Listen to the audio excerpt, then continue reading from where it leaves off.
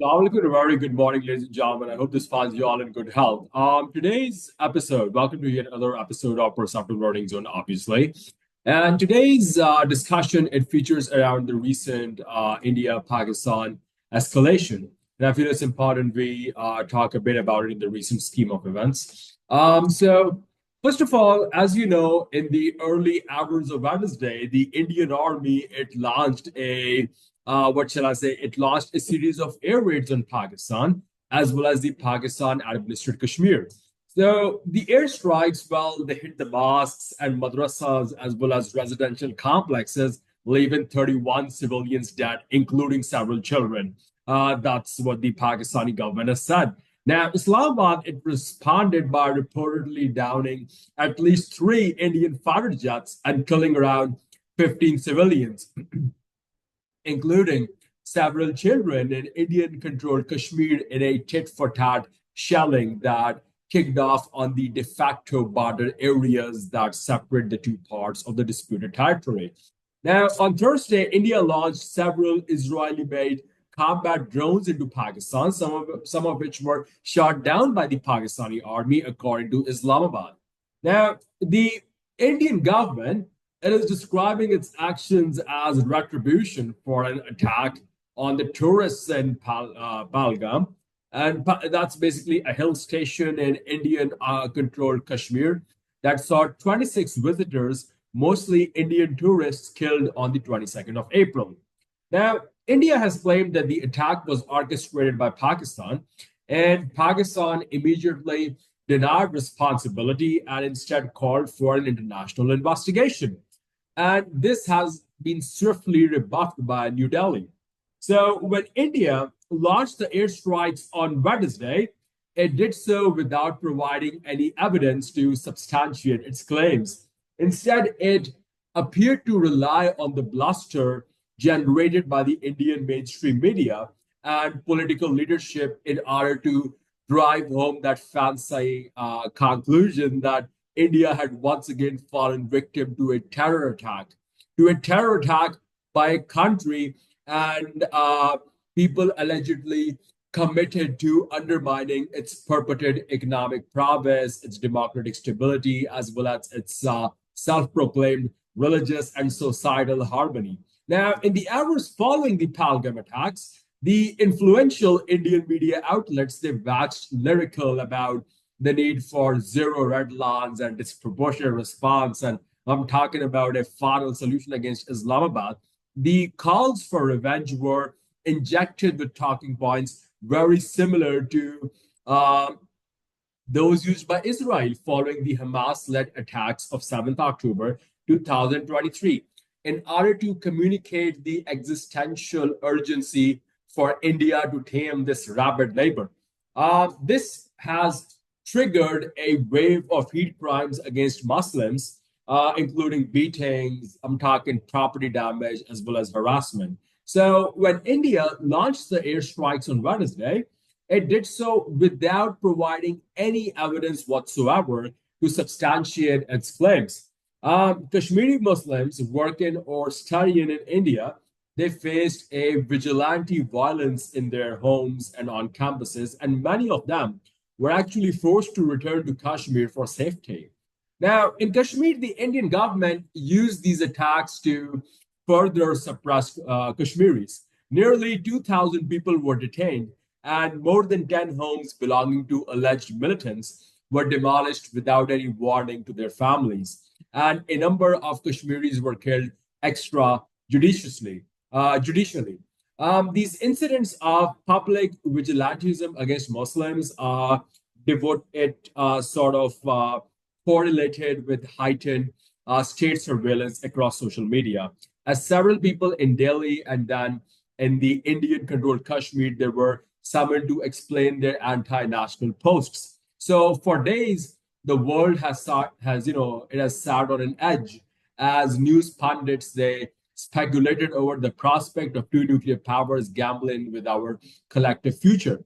And then India bombed Pakistan. Yes, with so much disinformation and exaggerated claims of successful strikes circulating on both sides, The extent of the damage each inflicted on the other, I feel, will remain a bit vague, a bit obscure, a bit unclear for some time. Now, beneath the genocidal bluster in India, the zany memes in Pakistan, and the horrific deaths in both Indian controlled and Pakistan controlled Kashmir, there lies a deeper story. See, India is staking its claim as a rising military superpower on the world stage. And despite the nature of the assault and its ambiguous success, India's decision to unilaterally bomb Pakistan and Pakistan administered Kashmir without attempting to provide even a semblance of proof of Islamabad's culpability. Well, that was a slap, you could say. That was a slap, ladies and gentlemen, in the face of international conventions and international law. Um, in this case, Delhi made little or no attempt at diplomacy to resolve the crisis sparked by Palgan. It appeared to have used the attack merely as a pretext. It made little or no attempt, I would say, at diplomacy to resolve the crisis that was sparked by Palgan. It's New Delhi's, I would say, brazen willingness to fire missiles at civilian structures like mosques, residential complexes, and neighborhoods, claiming to have neutralized terrorists without naming them or providing proof of their crimes. It signals a country's intent on testing the world's tolerance for its excesses. And then came the decision to call the attack Operation Sindoor. So, Sindoor is the red dye that a Hindu groom applies to his bride in order to solemnize or officiate their marriage. Those taken in by India's state narrative believe it was named to signal revenge against those who killed the Hindu men at Palgam in front of their wives. According to reports, the unidentified gunmen in Palgam, they selected the men for execution based on their religion, sparing the women so that they could relay what they had witnessed to Prime Minister Modi, aka the Butcher of Gujarat. But using Sindoor as a gesture to honor the widows is an insufficient explanation. Why do I say that? Now, a closer reading of the name, it cuts deep, ladies and gentlemen, into this ideological makeup of the Indian state, where a Hindu nationalist agenda, which has for decades projected itself as a materialistic, masculine model focused on, European fascist movements, it seeks to mark Pakistan and Pakistan administered Kashmir as a territory. So this is a state that envisions India as the Akhund Bharat or undivided India, an expansionist vision of India from Afghanistan to Myanmar, rooted in a mythological reading of history. Operation Sindoor, the double meaning notwithstanding, was India's blatant and unprecedented declaration of an Israel style vision of expansion. While much of the world was fixated on the West's abandonment of any pretense of principle as it arms and shields Israel in its genocide in Gaza, India has watched in awe as Israel tore apart all conventions to impose itself as the rightful owner of Palestine. May Benjamin Netanyahu descend in hell for eternity. India has also been a willing participant in the US sponsored genocide in Gaza. New Delhi, I would say at this point categorically, ladies and gentlemen, New Delhi has supplied weapons, including combat drones and components for bombs during the genocide in Gaza. It has sent upwards of 12,000 caregivers and construction workers to replace the Palestinian laborers who have been barred from working in Israel. It has refused in real time to support an arms embargo that was backed by hundreds of countries, and it has ignored calls to endorse the International Court of Justice case against Israel at The Hague. So now Indian universities have signed a raft of deals with Israeli institutions and weapon manufacturers, even as American universities, continue to struggle to justify their entanglement with the military-industrial complex to students. So Israel eyed India's vast pool of tech and AI workers and visions it as the future factory for its weapons industry. These developments, I feel, personally speaking, have largely flown under the radar and have been willfully ignored by a liberal Western intelligentsia that is willing to sacrifice the rest of us simply and merely to contain China's economic rise. For South Asians who are watching closely, the Indian state is as frightening as they come. Indian Muslims are being crushed under bulldozers in the name of development and modernization. But even economically, India is a country producing billionaires, not billions of jobs for ordinary people. That bastard Modi's so-called Gujarat model, sorry for my language, fellas, is a failure. Through, though anti-Muslim and anti-Sikh pogroms predate his rise to power, it is under Modi's tenure that India has moved decisively towards a Hindu Rashtra, a Hindu state, yeah, where legal measures have been introduced to codify Muslims as second-class citizens in India. The Citizenship Amendment Act, CAA, for instance, carries shades of Israel's law of return.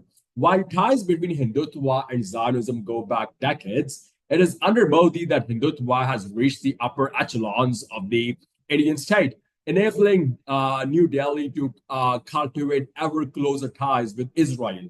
So it's not wrong to say that Modi is seeing Israel as a model for an ethno-nationalist state with a rigid religious identity. As in Zionism, a central logic of Hindutva is that there is no contradiction whatsoever in projecting oneself as both oppressed and under threat, as well as superior and domineering. Under Modi, Indian Muslims have been lynched for merely being suspected of carrying meat. Entire Muslim majority neighborhoods have been razed, they have been exterminated. Muslim businesses have been boycotted as state-backed vigilantes promote nativist entrepreneurship and isolation of Muslims. So at the same time, Hindu leaders have openly called for genocide against Muslims in public processions, often in full view of the police as well as the judiciary. Under Modi, New Delhi has revoked Articles 370 as well as 35A in 2019, and it has issued more than 80,000 residency certificates to Indian citizens, allowing these new residents to vote, buy land and property, as well as secure government jobs in Kashmir. Delhi has approved the construction of Hindu-only settlements in Kashmir, described even by Indian officials as mirroring the Jewish-only settlements in the occupied West Bank. So just as it was designed to do in the event of Palestine, the aim over here is demographic transformation, fellas, turning native Kashmiris into a minority in their own land. And yet, when the story is told, surprisingly, weirdly speaking, it baffles to say that when the story is told, India is never ever cast as the aggressor.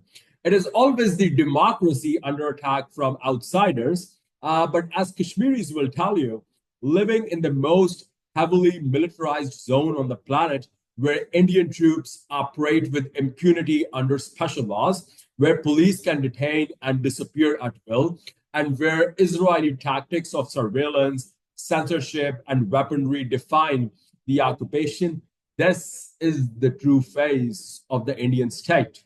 Yes, my question to Modi is, why are you so insecure, mate? Why do you have to ban people like Hani Amir who are not even capable of adequate news reporting when you talk about these sort of events? You may try to hide the truth, but indeed the truth will set itself free. So I would say to you, Modi, seek counsel, humble yourself, and turn to the truth, or be humiliated in this world as you are, as well as in the hereafter, where you will be. With India deploying Israeli drones into Pakistan, firing missiles indiscriminately at mosques and schools, and refusing to pursue a diplomatic resolution to a crisis that has already cost so many civilian lives, perhaps the rest of the world will finally see it too. Thank you very much, fellas, and have a lovely day. Assalamu alaikum.